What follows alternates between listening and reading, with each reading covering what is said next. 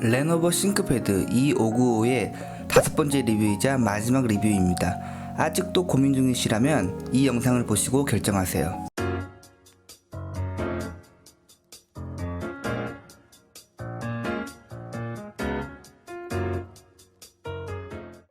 반가워요, 다송이 아빠예요. 바로 리뷰 들어가겠습니다. 싱크패드의 보급형 라인인 이 라인은 E570부터 빌드 퀄리티가 굉장히 좋아졌죠. 디자인으로 봤을 때 싱크패드의 완성형이라 생각합니다. 예전에 동글동글한 느낌은 완전히 사라졌고 비즈니스 룩의 완성이 되었습니다. 알루미늄으로 만들어졌다 해서 기대를 많이 했는데 상판만 알루미늄일 뿐 전체적으로 강화 플라스틱으로 되어 있습니다. 하지만 외형적으로 세련된 느낌이 있고 이 LED가 들어오는 상판의 싱크패드 로고는 양각 처리가 되어 있어 굉장히 고급스러운 마감을 보입니다. 하지만 지문이 너무 많이 묻는다는 단점이 추가되었어요. 제가 땀이 별로 없는 편인데 지문 자국이 너무 많이 생겨요.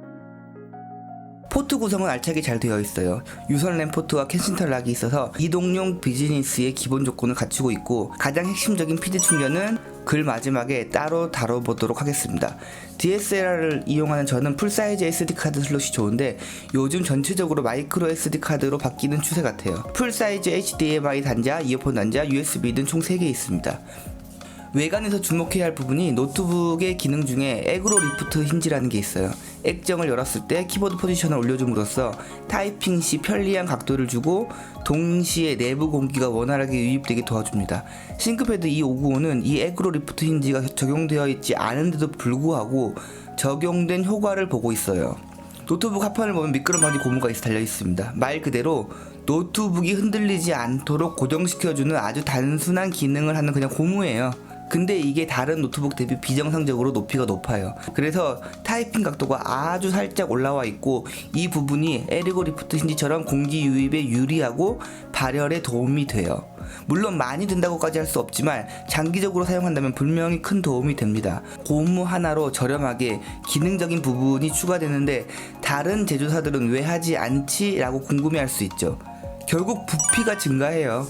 노트북을 좀 더 얇게 제작하고 싶은 제조사들은 이 고무를 더 얇게 하고 싶을 뿐 크게 하고 싶지는 않죠. 노트북을 가방에 넣을 때 걸림이 생길 수도 있습니다. 아무튼 휴대성을 중요하게 생각한 노트북에서 외부 부피를 증가시키는 무언가는 잘 안 하려고 합니다. 여기서 싱크패드 E595의 방향을 알 수 있죠. E595는 부피 따위 신경 쓰지 않아요. 어차피 커요. 이 작은 고무를 넣어도 크고 안 넣어도 크고 그럼 넣고 기능적인 부분을 살리는 게 낫죠. 어떻게 보면 단점을 장점으로 굉장히 스마트하게 승화시킨 건데 기능적인 부분이 많다는 건 소비자로서 좋은 일입니다. 하지만 부피가 크다는 단점이 없어지는 게 아닙니다.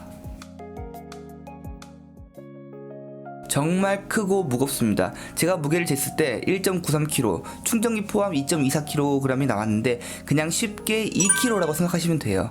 실제로 봐도 커 보이고 들어보면 묵직합니다. 베젤은 태평양 베젤입니다. 태평양 베젤의 대명사인 삼성 보급형 노트북과 비교해도 사이드 빼고 큰 차이가 없을 정도이고 2019년에 나온 모델임을 의심할 정도로 베젤이 넓습니다. 보급형인 에이서스 비보북과 비교하면 이게 정말 같은 15.6인치인가 의심할 정도입니다. 이 정도 크기라면 14인치로 눈을 돌릴 수도 있지만 14인치도 동급 14인치보다 사이즈가 큰 편입니다.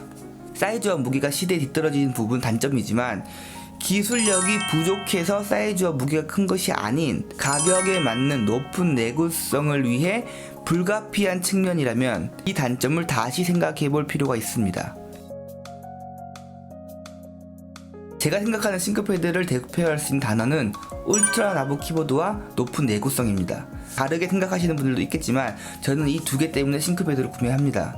다른 보급형들과 차원이 다른 내구성을 가졌습니다. 싱크패드가 15.6인치를 정말 1kg 중반 정도로 만들지 못할까? 라고 했을 때 절대 그렇지는 않죠. 충분히 만들 수 있지만 싱크패드의 아이덴티티인 내구성을 같이 가져가기 위해 무게를 희생하는 거고 소비자들은 선택을 하면 되는 거죠. 내구성이 좋지 못한데 2kg에 가까운 노트북이 이 가격이라면 비난받아 마땅하지만 이 노트북의 내구성을 고려한다면 무게에 대한 비난은 불필요하다고 생각합니다. 내구성과 무게는 공학적으로 반비례가 될 수밖에 없고 비례가 되려면 외관이 신소재 합금으로 돼야 하니 가격이 맞지 않죠. 이건 소비자의 선택이에요. 내구성보다 휴대성이 더 중요하다 생각한다면 싱크패드 E595가 좋은 선택은 절대 아닙니다. 보통 노트북을 휴대용으로 사용하면 전원을 뺐다 끼웠다 많이 합니다. 전원 포트 부분이 약하면 유격이 생기고 고장이 나죠. 노트북에서 전원 포트 문제로 전원이 안 들어오는 고장은 굉장히 흔한 일입니다. 싱크패드 E595는 전원 포트 위에 굉장히 두꺼운 금속을 가드로 물려놨어요. 이 정도면 정말 10년 사용해도 유격이 생기지 않을 정도의 내구성이죠. 이런 세심한 것들의 조합으로 굉장히 높은 내구성이라는 장점을 가지게 되었습니다. 내구성으로는 다른 노트북들과 비교가 불가능하고 싱크패드를 구매하는 이유이기도 합니다.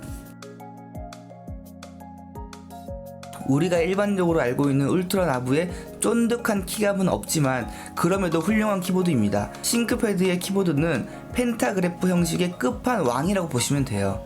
키감이나 반발력을 떠나서 키보드 레이아웃이 너무 좋아요. 문서 작업 많이 하시는 분들이 굳이 동급 대비 좀 더 비싼 싱크패드를 구매하는 이유이기도 하죠. 빨콩이라고 불리는 트랙 포인터 역시 여전히 훌륭합니다.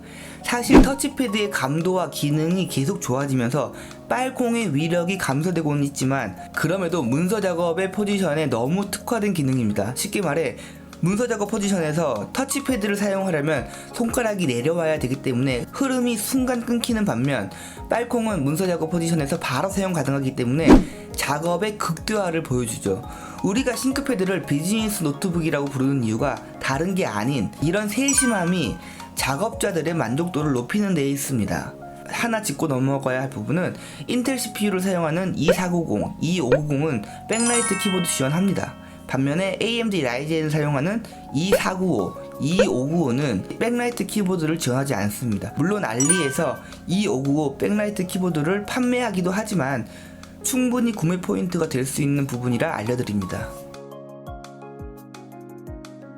무난합니다. 2W급의 스피커가 2개 들어간 것 같은데 출력이나 사운드의 질을 떠나 스피커의 위치가 너무나 좋습니다. 스피커가 막혀있지 않고 적당히 바닥에 반사돼서 퍼지는 효과가 아주 좋습니다.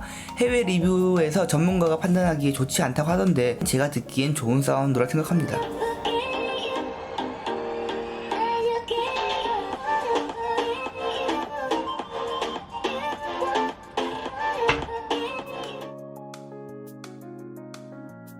레노버 보급형 제품은 무선 램 품질 문제를 항상 달고 다니는 것 같아요. 그냥 좀 괜찮은 칩셋 넣으면 쉽게 해결 가능한데 단가라는 부분이 제가 생각하는 것처럼 쉬운 문제는 아닌가 봐요. 제가 구매한 판매처에서는 AMD 라이젠 5와 라이젠 7 모델의 칩셋이 다릅니다. 라이젠 5 모델은 리얼텍 제품으로 블루투스 4.2를 지원하고 라이젠 7 모델은 인텔 칩셋에 블루투스 5.0을 지원합니다. 원래 인텔 칩 넣었다가 리얼텍으로 다운그레이드 했다는 말도 있고 여러가지 이야기들이 있는데 중요한 건 내가 구매하는 사이트에 나와있는 스펙이 맞을 가능성이 높아요. 그러니 구매 전에 체크하시는 게 좋습니다. 저는 인텔 칩이라 전혀 문제를 못 느끼고 있습니다. 무선 인터넷 품질 문제가 나오는 것이 리얼텍이에요. 끊김이 발생한다고 합니다. 그런데 이 끊김도 복불복 같아요. 리얼텍 달린 모델 구매해서 잘 사용하시는 분들도 너무 많아요. 저는 리얼텍의 문제가 무선 네트워크 장비와의 호환성 문제라고 보거든요. 구매하실 분은 일단 그냥 써보세요. 그게 순서입니다. 여러 후기를 참고했을 때 불편하지 않을 가능성이 높아요. 그리고 만약 불편하다면 인텔 9260으로 무선 랜 칩을 교체하세요. M.2 SSD 교체하는 수준으로 아주 간단합니다. 가격은 국내가 3만원 중반, 알리는 배송비 포함 13,000원 정도 하는 것 같아요. 이 부분에 대해서는 따로 영상을 만들어 디테일하게 분석했으니 궁금하신 분들은 영상을 참고해주세요. 디스플레이와 배터리를 묶어서 리뷰한 이유는 연관성이 있기 때문입니다. 배터리가 45W시로 좋지는 않지만 그렇게 나쁘지도 않은 적당한 용량입니다. 저전력 CPU가 결합되면 최대 사용시간 10시간까지 나오기도 합니다. 하지만 이 노트북은 디스플레이 밝기에 심각한 문제가 있습니다. 상대적으로 많이 어두워요. 그러다 보니 디스플레이에 밝기를 높여서 사용해야 되고 당연히 배터리 효율로 바로 연결됩니다. 현실성 없는 최대 사용시간만 길 뿐 실사용시간은 동일 배터리 용량을 사용한 노트북 대비 좋지 못해요. 제가 테스트한 시간을 참고해주세요.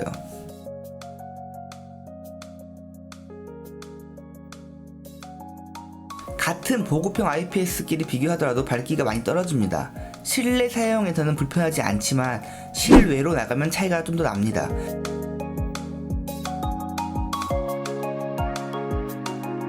그리고 더 좋은 액정과 비교하면 그 차이는 어마어마하죠.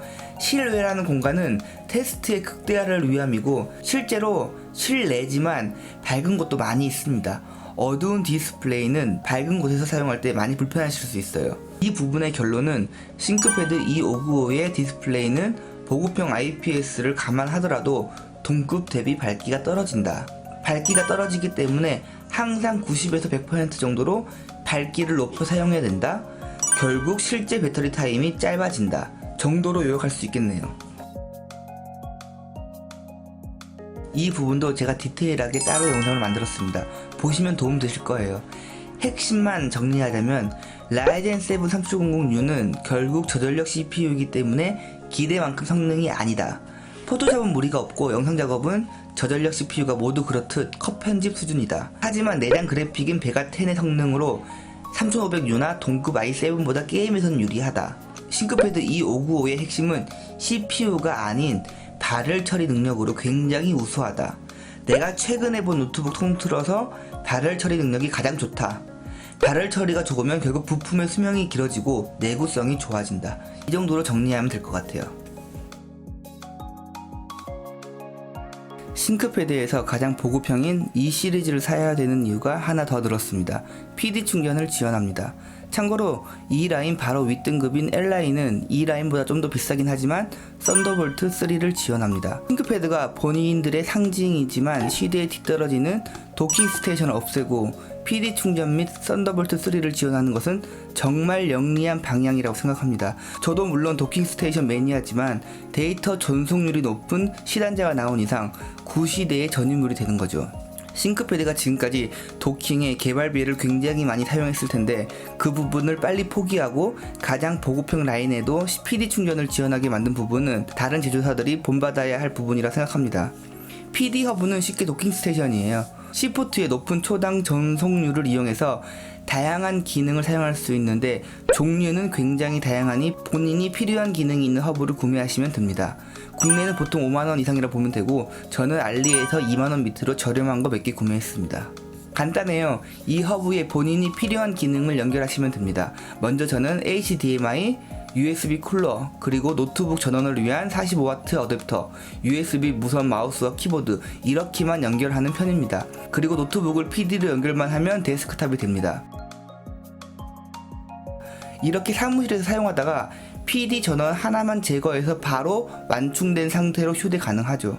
꼭 이렇게 사용할 필요는 없지만 PD 충전을 가지고 있는 노트북을 가장 효율적으로 사용하는 방법이니 참고만 하세요.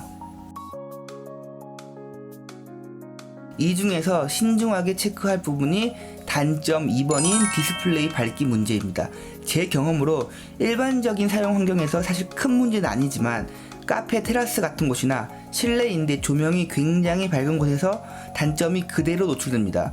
그리고 실제 사용해보면 밝기 자체에 대한 문제보다 화면 밝기를 100%로 사용해야 되기 때문에 배터리 효율이 떨어진다는 단점이 더 크게 다가옵니다. 그래서 휴대용으로 적극적인 활용을 한다면 좋지 못한 선택입니다. 물론 휴대용보다 거치용으로 사용하는 빈도가 높다면 좋은 선택이 될 수 있죠.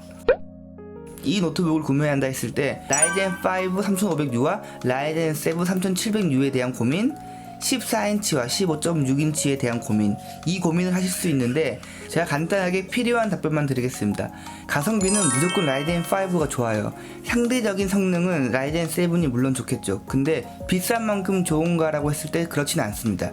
라이젠 5가 너무 잘 나왔어요. 그래서 저는 가격을 고려한다면 라이젠 5 모델을 추천합니다.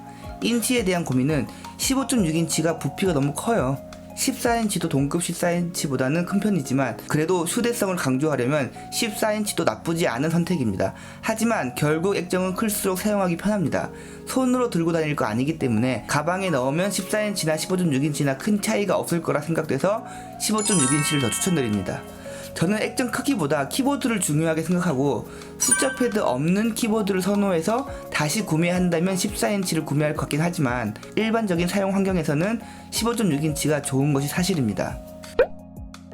레노버 싱크패드 E595 보급형이지만 싱크패드의 아이덴티티를 잘 보여주는 정말 잘 만든 노트북입니다. 이 가격에 이 정도 빌드 퀄리티가 나오기 힘들어요. 하지만 동급 AMD 라이젠을 사용한 노트북들이 10만원 이상 더 저렴하고 디스플레이 품질 문제는 절대 가볍게 생각해서는 안 될 문제입니다.